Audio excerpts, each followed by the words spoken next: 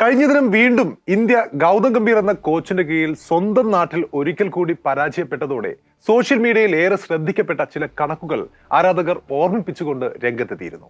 അതിനൊപ്പം ആ കണക്കുകൾക്കൊപ്പം ചേർത്ത് വെച്ച ഒരു വാചകം കൂടിയുണ്ടായിരുന്നു. Now Gautam Gambhir will finally realise what Ravi Shastri has achieved. ഇനിയെങ്കിലും ഗൗതം ഗംഭീർ, രവിശങ്കർ ജയദ്രഥ ശാസ്ത്രി എന്ന രവി ശാസ്ത്രി ഇന്ത്യൻ ടീമിന് വേണ്ടി എന്തൊക്കെ നേടിയെന്ന് റിയലൈസ് ചെയ്യും.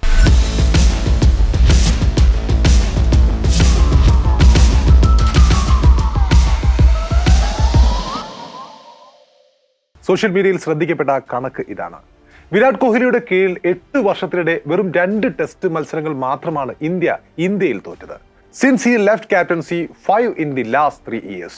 അദ്ദേഹം ക്യാപ്റ്റൻസി മാറിയതിനു ശേഷം കഴിഞ്ഞ 3 വർഷത്തിനിടെ 5 ടെസ്റ്റ് മത്സരങ്ങളാണ് ഇന്ത്യയിൽ പരാജയപ്പെടുന്നത്. വിരാട് കോഹ്ലിയുടെ ക്യാപ്റ്റൻസി കാലത്ത് നമുക്കറിയാം ഭൂരിഭാഗം സമയവും രവി ശാസ്ത്രിയായിരുന്നു ഇന്ത്യൻ ടീമിന്റെ കോച്ച്. കുറച്ചുകാലം അനിൽ കുംബ്ലെയും ഇന്ത്യയുടെ കോച്ചായിരുന്നു ആ സമയത്ത്. ആ കാലഘട്ടത്തിൽ ഇന്ത്യയുടെ അപ്രമാദിത്വമായിരുന്നു ഹോം ടെസ്റ്റ് സീരീസുകളിൽ നമ്മൾ കണ്ടത്. ആ സമയത്തെ 8 വർഷങ്ങളിൽ ഇന്ത്യയിലെ ടെസ്റ്റ് മത്സരങ്ങളിൽ ആകെ 2 ടെസ്റ്റുകൾ മാത്രമാണ് തോറ്റത് എന്ന് പറയുമ്പോൾ വിരാട് കോഹ്ലി ക്യാപ്റ്റൻസിക്ക് ശേഷം, അദ്ദേഹം ക്യാപ്റ്റൻസി ഒഴിഞ്ഞതിന് ശേഷം, രവിശാസ്ത്രി കോച്ച് പദവി ഒഴിഞ്ഞതിന് ശേഷം കഴിഞ്ഞ 3 വർഷത്തിനിടയിൽ 5 ടെസ്റ്റുകൾ ഇന്ത്യയിൽ തോറ്റിരിക്കുന്നു എന്ന് പറയുമ്പോൾ അതിൽ 4 എണ്ണത്തിലും ഗൗതം ഗംഭീർ കോച്ചായതിനു ശേഷമാണ് എന്നത് പറയുമ്പോൾ അത് ഏറ്റവും വലിയ പ്രശ്നം തന്നെയാണ്. ന്യൂസിലാൻഡിനോട് 37 വർഷത്തിന് ശേഷം ഒരു ടെസ്റ്റ് ഇന്ത്യയിൽ തോറ്റത് പോരാതെ ആ പരമ്പര 3-0 അമ്പയെ പരാജയപ്പെടുകയാണ് ഇന്ത്യ ചെയ്തത്. അതിനൊപ്പം കഴിഞ്ഞ ദിനം സൗത്ത് ആഫ്രിക്കയുമായി കൂടി തോറ്റതോടെ നാണക്കേടിന്റെ മറ്റൊരു അധ്യായമാണ് കോച്ച് ഗൗതം ഗംഭീറും സംഘവും കുറിച്ചിരിക്കുന്നത്. പലപ്പോഴും നമുക്കറിയാം രവിശാസ്ത്രി കോച്ചായിരുന്ന സമയത്ത് രവിശാസ്ത്രിയെ രൂക്ഷമായി വിമർശിച്ചിരുന്ന ആളാണ് ഇപ്പോഴത്തെ കോച്ചായ Gautam Gambhir. Ravi Shastri world test championship ജയിച്ച ടീമിൽ അംഗമായിരുന്നു എന്നതല്ലാതെ ഇന്ത്യക്ക് വേണ്ടി എന്തെങ്കിലും അച്ചീവ് ചെയ്തതായി എനിക്ക് തോന്നിയിട്ടില്ല. അയാൾ ഒരു ഓവർസീസ് ടെസ്റ്റ് മത്സരത്തിലും ജയിച്ച ടീമിന്റെ പാർട്ടായിരുന്നില്ല. രവിശാസ്ത്രി കൂടുതൽ ക്രിക്കറ്റുമായി ബന്ധമുണ്ടെന്നും എനിക്ക് തോന്നുന്നേയില്ല. ഗംഭീർ ഒരിക്കൽ ഇങ്ങനെയാണ് രവിശാസ്ത്രിയെ കുറിച്ച് പറഞ്ഞത്. മറ്റൊരിക്കൽ ഗംഭീർ പറഞ്ഞത് ഇങ്ങനെയാണ്: തന്റെ ടീമിനെ എപ്പോഴും ബെസ്റ്റ് എന്ന് പറഞ്ഞുകൊണ്ടിരിക്കുന്ന ആളാണ് രവിശാസ്ത്രി. മറ്റാരും അങ്ങനെയൊന്നും മേനി നടിക്കാറില്ല എന്നും ഗംഭീർ രവിശാസ്ത്രിയെ വിമർശിച്ചുകൊണ്ട് മുമ്പൊരിക്കൽ പ്രസ്താവന ഇറക്കിയിട്ടുണ്ട്.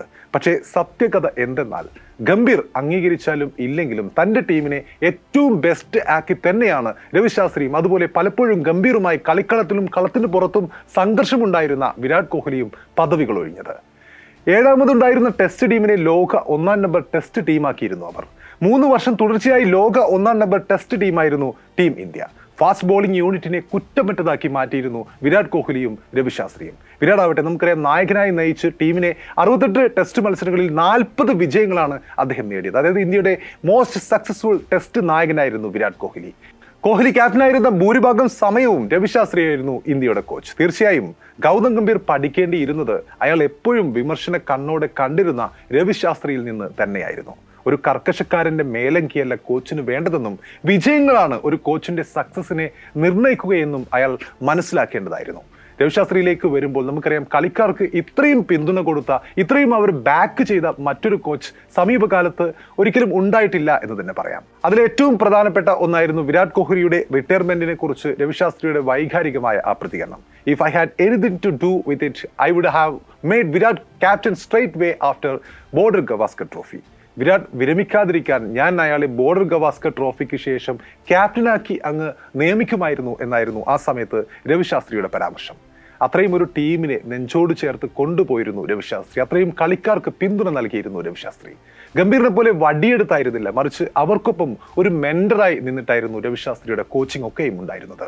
ശാസ്ത്രിയെ ഇന്ത്യ കോച്ചായി നിയമിക്കുന്ന സമയത്ത് 5 പേരെയാണ് BCCI ഇന്റർവ്യൂ ചെയ്തത്. അവസാനം ന്യൂസിലാൻഡിന്റെ മുൻ കോച്ചായ മൈക്ക് ഹെസനെയും ശ്രീലങ്കയുടെ മുൻ കോച്ചായിരുന്ന ടോം മൂഡിയെയും ഒക്കെ മറികടന്നുകൊണ്ട് രവിശാസ്ത്രിയെ കപിൽ ദേവ് അധ്യക്ഷനായ സമിതി കോച്ചായി തിരഞ്ഞെടുക്കുകയായിരുന്നു.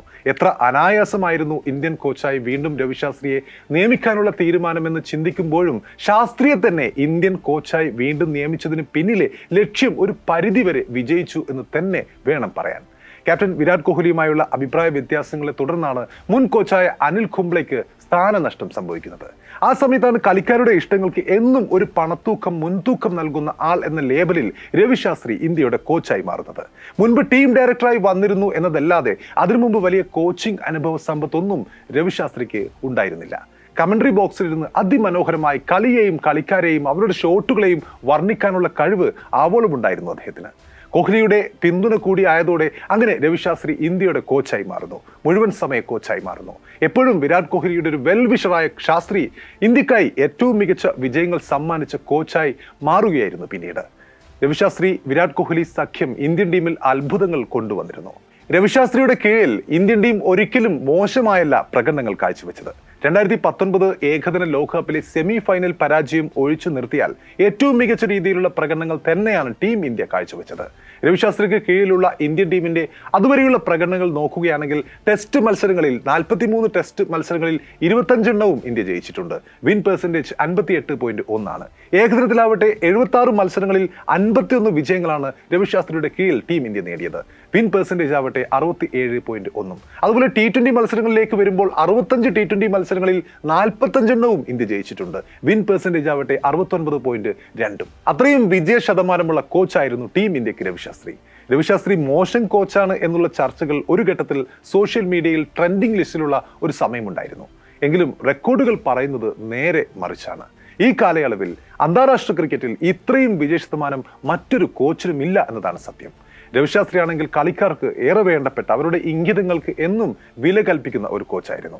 ശാസ്ത്രിയേക്കാൾ എത്രയോ മികച്ച റെക്കോർഡുകളുള്ള കളിക്കാർക്ക് ശാസ്ത്രി എന്തെങ്കിലും ഒരു പുതിയ അറിവുകൾ പകർന്നു നൽകുക എന്നതിനേക്കാൾ അവരെയൊക്കെ കൃത്യമായി ഒരു കുടക്കീഴിൽ അണിനിരത്തുന്ന ഒരു മാനേജർ ജോലിയാണ് ഒരു കോച്ചിന് ഇന്ത്യൻ ടീമിൽ ചെയ്യാനുള്ളത് എന്നതായിരുന്നു ഏറ്റവും പ്രധാനപ്പെട്ട സത്യം ആ സമയത്ത്. കാരണം വിരാട് കോഹ്ലിയും രോഹിത് ശർമ്മയും ജസ്പ്രീത് ബുംറയും രവിചന്ദ്ര അശ്വിനുമൊക്കെ അടങ്ങിയ ഒരു ടീമായിരുന്നല്ലോ അത്. ആ മാനേജർ ജോലി കൃത്യമായി ശാസ്ത്രി ചെയ്തിരുന്നു താനും. ഒരുപാട് പുറകിലേക്കൊന്നും പോകേണ്ടി വരുന്നില്ല. എതിർ ടീമുകളെ കളി മികവ് കൊണ്ടും മാനസികമായും തളർത്തുന്ന ഓസ്ട്രേലിയൻ മണ്ണിൽ ഏറ്റവും ചെറിയ സ്കോറിന് പുറത്താവുകയും പരിക്കുകൾ കാരണം ഒരുപാട് സീനിയർ താരങ്ങൾ പുറത്താവുകയും ചെയ്ത ടീം ഇന്ത്യ പിന്നീട് ഒരു ഫിനിക്സ് പക്ഷിയെ പോലെയുള്ള ഗാബയിലെ ആ ഒരു ഉയർത്തെഴുന്നേൽപ്പ് നടത്തിയത് ടെസ്റ്റ് ക്രിക്കറ്റിന്റെ ചരിത്രത്തിൽ തന്നെ തങ്കലിപികളിൽ എഴുതപ്പെട്ട ഒരു ചരിത്രമായിരുന്നു. ജൂനിയർ താരങ്ങൾക്കും നെറ്റ് ബോളിങ്ങിന് വന്ന ടീമിന്റെ ഭാഗമാകേണ്ടി വന്നവർക്കും ഏറ്റവും കൂടുതൽ ആത്മവിശ്വാസം നൽകി ക്രിക്കറ്റ് കളിക്ക് പ്രാപ്തരാക്കിയത് അന്നത്തെ ടീം മാനേജ്മെന്റ് തന്നെയായിരുന്നു, രവിശാസ്ത്രി തന്നെയായിരുന്നു. ക്യാപ്റ്റനും മറ്റു ബോളർമാർക്കും വേണ്ട തന്ത്രങ്ങൾ പിന്നണിയിൽ നിന്നുകൊണ്ടും മെനഞ്ഞ കോച്ച് ശാസ്ത്രിയെ മികച്ച വിജയങ്ങൾക്ക് ശേഷം അന്നും ആരും അങ്ങനെ അഭിനന്ദിച്ച് കണ്ടിട്ടുണ്ടായിരുന്നില്ല. ഇപ്പോഴത്തെ കോച്ച് ഗംഭീറിനെ പോലെ ചില സ്ഥിരം വിമർശകരും ആ സമയത്തുണ്ടായിരുന്നു രവിശാസ്ത്രിക്ക്. എന്തിന് മീഡിയ പോലും ശാസ്ത്രിക്ക് ഒരു പ്രാധാന്യവും അന്ന് കൽപ്പിച്ചിരുന്നില്ല. രവിശാസ്ത്രിയുടെ കുടവയറും അദ്ദേഹത്തിന്റെ കോച്ചിങ്ങിനിടെ ഉറങ്ങുന്നു എന്ന രീതിയിലുള്ള പ്രചരണമൊക്കെയായിരുന്നു ആ സമയത്ത് മീഡിയകളിലെ മെയിൻ പ്രചരണം. കോച്ചുമാരുടെ എല്ലാ തന്ത്രങ്ങളും നിർദ്ദേശങ്ങളും ചിലപ്പോൾ വിജയിക്കണമെന്നില്ല. കളിക്കാർക്ക് ആത്മവിശ്വാസം കൊടുത്തുകൊണ്ട് മികച്ചൊരു ഡ്രസ്സിംഗ് റൂം കൾച്ചർ ഉണ്ടാക്കി ടീമിനെ ഒത്തൊരുമയോടെ കൊണ്ടുപോവുക എന്നതാണ് ഒരു സീനിയർ ടീം കോച്ചിന്റെ പ്രധാന കർത്തവ്യം. മീഡിയയിൽ താരപരിവേഷം ഇല്ലെങ്കിലും ഈ കാര്യങ്ങളിൽ വിജയിച്ച് മികച്ചൊരു ഇന്ത്യൻ ടീമിനെ സമ്മാനിച്ചിട്ടായിരുന്നു രവിശാസ്ത്രി പടിയിറങ്ങിയത്. ICC കപ്പുകൾ ഒഴികെ വിജയങ്ങൾ ശീലമാക്കിയ ഒരു ടീം തന്നെയായിരുന്നു രവിശാസ്ത്രി എന്ന കോച്ചിന് കീഴിൽ ഇന്ത്യൻ ടീം.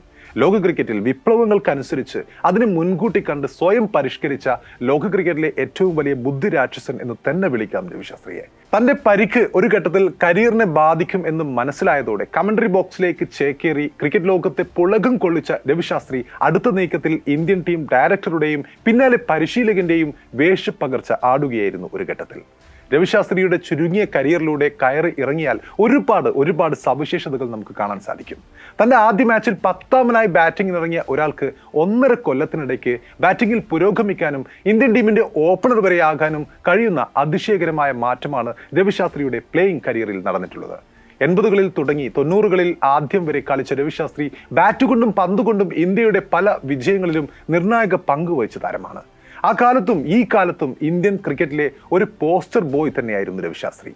ഒരു ഘട്ടത്തിൽ ആ സമയത്ത് ഇന്ത്യൻ ക്രിക്കറ്റിന്റെ 80കളിലെ ഈ glamour boy, most eligible bachelor എന്ന് ഒക്കെ വിളിപ്പേരുണ്ടായിരുന്നു രവിശാസ്ത്രിക്ക്. ഇന്ത്യൻ ക്രിക്കറ്റ് കണ്ട ഏറ്റവും കഠിനാധ്വാനിയായ താരമായിരുന്നു ആ കാലത്ത് രവിശാസ്ത്രി. ഇന്ത്യയുടെ ഒരു കാലത്തെ ഏറ്റവും ശ്രദ്ധേയനായ സ്പിൻ ഓൾറൗണ്ടറായ, ഇന്ത്യയിലേക്കാൾ കൂടുതൽ വിദേശ പിച്ചുകളിൽ ബാറ്റ് കൊണ്ട് തിളങ്ങിയിരുന്ന അവിഭാജ്യ ഘടകം തന്നെയായിരുന്നു മംഗലാപുരംകാരായ മാതാപിതാക്കൾക്ക് ബോംബെയിൽ ജനിച്ച Vimal, life boy, air India എന്നിങ്ങനെ നീളുന്ന ബ്രാൻഡുകളുടെ ഇന്ത്യൻ ക്രിക്കറ്റിലെ ആദ്യ കൊമേഴ്സ്യൽ അംബാസഡറായിരുന്ന രവിശാസ്ത്രി. 80കളിലെ ഒരു ശരാശരി ക്രിക്കറ്റ് പ്രേമിക്ക് ഓർമ്മയുള്ള ഒരു രവിശാസ്ത്രിയുണ്ട്. തിലക് രാജിനെ ഒരു ഓവറിൽ 6 സിക്സറുകൾ അടിക്കുന്ന, വെസ്റ്റ് ഇൻഡീസ് പേസ് ബാറ്ററികളെ നേരിട്ടുകൊണ്ട് അവരുടെ മണ്ണിൽ സെഞ്ചുറി നേടുന്ന, സുനിൽ ഗവാസ്കറുടെ നിർദ്ദേശപ്രകാരം ഓപ്പൺ ചെയ്ത് മാൻ ഓഫ് ദ ടൂർണമെന്റായി ഓടി കാർ ഏറ്റുവാങ്ങിക്കൊണ്ട് ഗ്രൗണ്ടിൽ വലം വെക്കുന്ന ഒരു രവിശാസ്ത്രി. 1990-കളിലാവട്ടെ തുടർച്ചയായ ടെസ്റ്റുകളിൽ 187-ഉം 100-ഉമൊക്കെ സ്കോർ ചെയ്തിട്ടും പുതിയ സെൻസേഷൻ സച്ചിൻ ടെണ്ടുൽക്കറും പുതിയ ക്യാപ്റ്റൻ മുഹമ്മദ് അസറുദ്ദീനും മുൻപിൽ ഇടയ്ക്കെങ്കിലും പേര് വിട്ടുപോയവനായിരുന്നു രവിശാസ്ത്രി. ഓസീസ് ബോളിംഗ് നിരക്കെതിരെ 206 റൺസ് നേടിക്കൊണ്ട് സാക്ഷാൽ ഷെയ്ൻ ബോണിന്റെ അരങ്ങേറ്റം മറ്റൊരർത്ഥത്തിൽ അവിസ്മരണീയമാക്കിയ ഇൻവേർട്ടഡ് കൊമ അങ്ങനെ ആക്കിക്കൊടുത്ത ആളാണ് രവിശാസ്ത്രി.